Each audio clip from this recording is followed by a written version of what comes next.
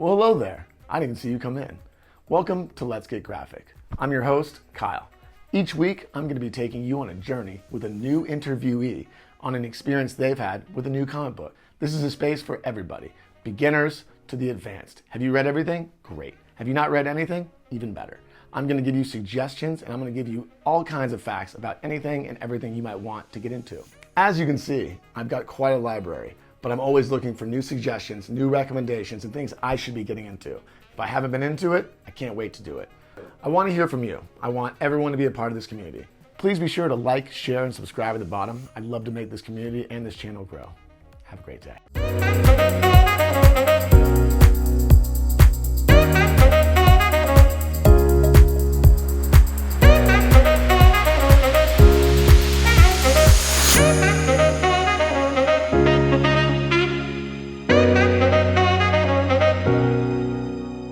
Cassidy. Hi. How's it going? Really well. How Great. are you? Awesome. Thanks for being here. Thanks for having me. For our inaugural episode I'm excited. about Let's Get Graphic. What we're going to be talking about today, Garth Ennis' A Walk Through Hell. Truly a walk through hell. Isn't it though? I'm going to give a quick little recap, very brief and very non-spoilery. Okay. Basically starts with two FBI agents responding to a call in the warehouse district down in LA. Just another one of those gloomy warehouse scenes from any cop drama. They go in, never come out. FBI is called, they send in a SWAT team, the SWAT team comes back out, have no idea what they saw. They're changed men, broken men. And then they decide after what they saw together to commit suicide together as a pact. Group suicide. Love it. Yeah.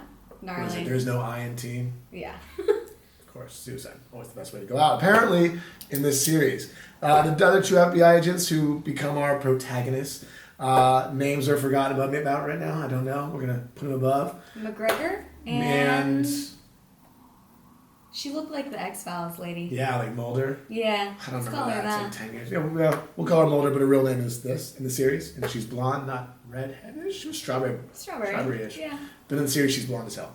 Anyway, they go into the warehouse before the SWAT team kill themselves, which would have probably changed their opinion on going in there.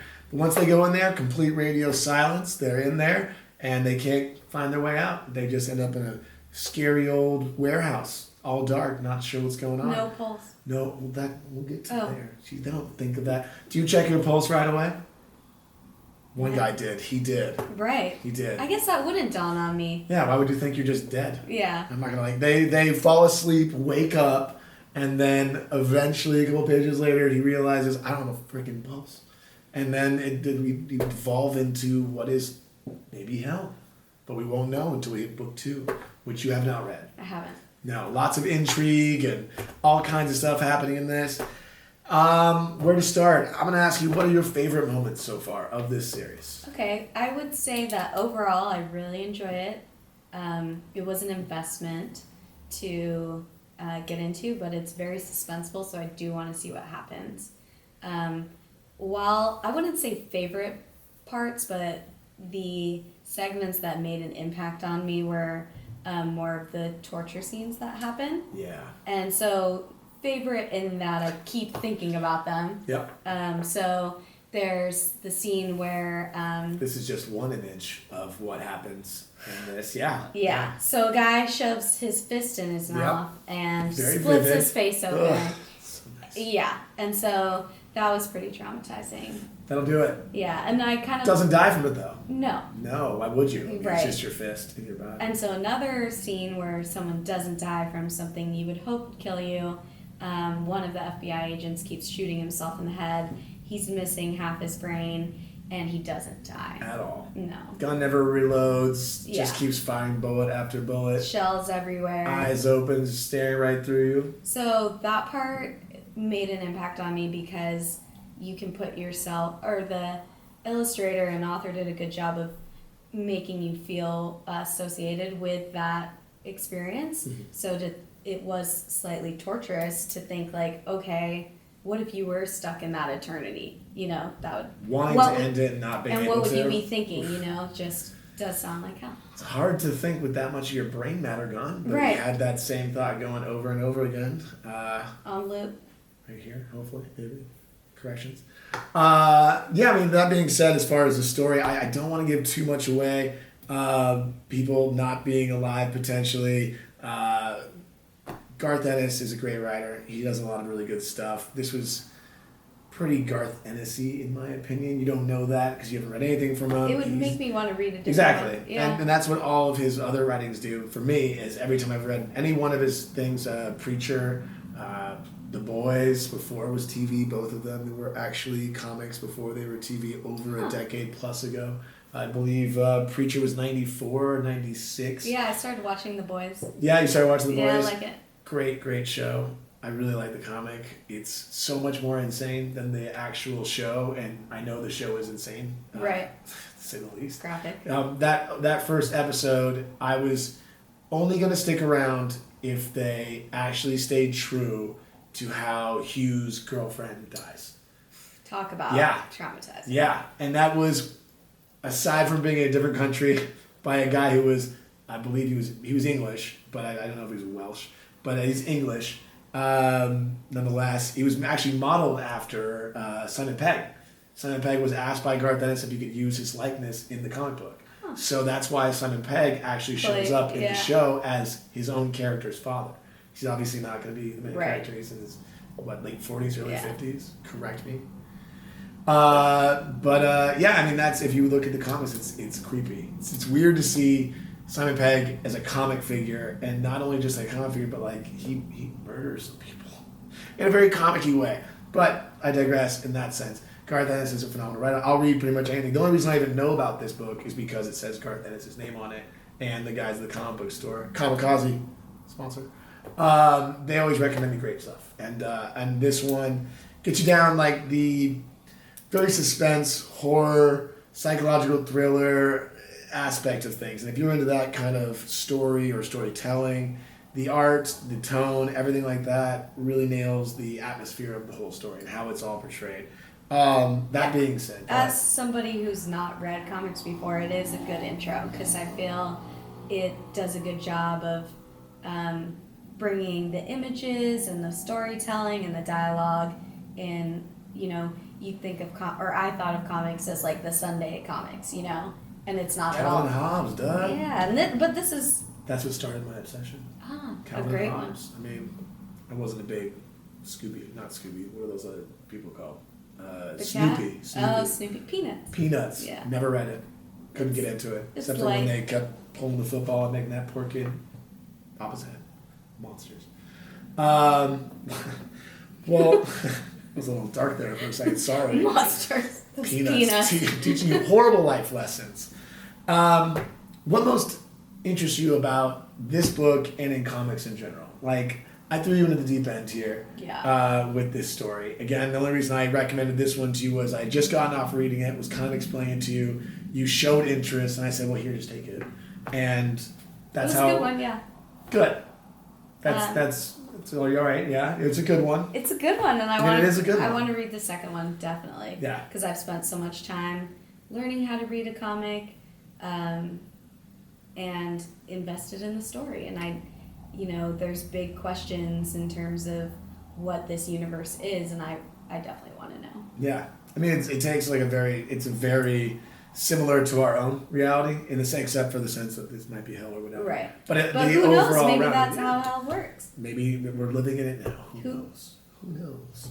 But it does take a more recent take. Like, I didn't even mention the fact that they show tweets of the president. They talk a lot of politics at the beginning. I don't like to talk too much about the side stuff right off the bat. Again, it's one of those that you have to read and maybe reread. I know this is your first, I didn't actually ask you, but this is your first book that you've read in the media. Yes. Yeah. Going forward, what other kind of social media stuff do you usually ingest? Are you more movie-wise? TV? What do you normally like to get into? I definitely like documentaries. Like if I'm on Netflix, that's the first section I go to. Stories that make you think. Definitely not into action without a backstory, just for the pure sake of action or sex or drama. I do like character-driven, meaningful, that make you ask big questions and make you want to talk to other people about what you saw because you're still trying to digest it. And I feel like that is very similar to that. Yeah, it's an easy book to get deep with. Yeah. Yeah. And then I can't talk more about it without giving anything away. Go ahead, Spoilers. give it away. No, I can't do that. I'm on the edge of my seat. I'm pretty good about not spoiling things. Well, in that regard, would you recommend this to any particular family member? Yeah, actually, I would probably share it with both my brothers. My God, you're dark individuals. Go Yeah. ahead. Yeah. So we have like a lot of talks about morality and society, and I feel like this poses questions that could spark those types of conversations. Then you will all love book 2, which we'll talk about next time. I'm ready. Just tell me what happens. No, absolutely not. I actually couldn't tell you what happens. If I told you, it would just be a letdown of how the person Garth gets you to it. Right. It wouldn't make sense. You'd be mad at me for ruining it. Be like, oh, that's it, or whatever. I don't know how you'd actually react, but I don't want that reaction. Okay. I hate being that monster. Comics going forward, are you going to be stuck more into this genre, or do you want to branch out into anything else in particular? I'm very willing to branch out. I mean, I'm enjoying the genre of comic in general. I don't always need murdery things, you know? While I said those were my favorite parts this time, if something's funny, I like dark humor, if that exists in the genre. Oh, yeah. Okay. Well, there's dark humor. Yeah. I always recommend like Fix to people if you want realistic, dark buddy cop humor, but with real life kind of connotations to what's going on. It's one of those 2 corrupt cops who are buddy cops, who get in over their head, but still seem likable, even though they're kind of douchey, kind of messes. But at the same time, every book gives me a chuckle. And I enjoy it. It's still one of the ongoing. They have 2 trades right now. I think the 3rd one comes out soon. That'd be one. And then I was going to talk to you about Brian K. Vaughan's The Why the Last Man, because you like doing thinking and everything like that. This book is all about a world where all the men in the world or anything with a Y chromosome dies suddenly for no reason, and only one man left alive, and that's it, his pet monkey. So we'll walk through heaven. Yeah, for that guy, you would think. But it turns out not to be heaven. And you'll see why once you get to it. But that, Brian K. Vaughan is another writer that I'll be giving out to other people in the future and probably have more conversations about.